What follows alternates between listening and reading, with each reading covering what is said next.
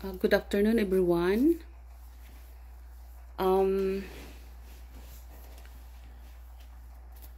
May konti lang akong i-share sa inyo yung sarili kong opinion. But anyway,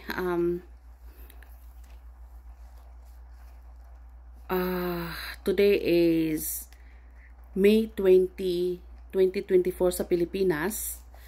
At saka today is the 4th hearing, if I'm not mistaken, sa PDEA leak documents. Pinangunahan ni Senator Bato. So, may message lang ako kay Senator Bato before the hearing for today. Senator Bato, bato-bato sa langit. Senator Bato, wag kang magagalit, okay? Kung gumagawa ka ng kabutihan sa Senado ngayon, ay kabutihan ng lahat ng tao yan. So, napanood ko yung mga hearing from the previous one, at saka nung yung the last one, anyway, I try to speak Tagalog para maintindihan ng lahat. Pero I'm very sorry, I'm Bisaya, so yung pronunciation ko iba talaga, at saka baka saksak sinagol ba. So saksak sinagol yung salita ko ha, pero I tried my best to speak na maintindihan ng lahat. So bahala na kayo mag-intindi. So Senator Bato, wag kang matatakot sa administrasyon ngayon. Okay? Wag kang matatakot na masira yung pagkatao mo. Huwag kang matatakot na masisira yung pagkatao mo, na ang sisira naman ay sira na. Sira na sila.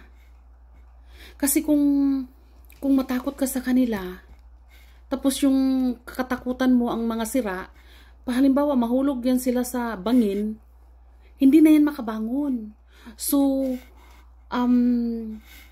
alam mo, pakinggan mo si Tatay Digong, pakinggan natin si Tatay Digong.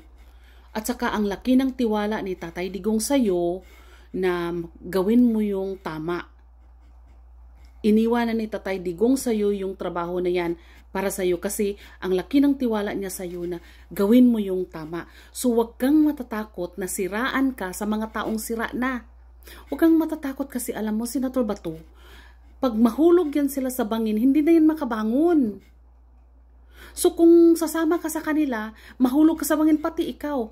Pero Senator Bato, pag makinig ka ni Tatay Digong, mahulog yan silang administrasyon ngayon sa bangin, okay? Or sa kanal, malumos na sila sa kanal.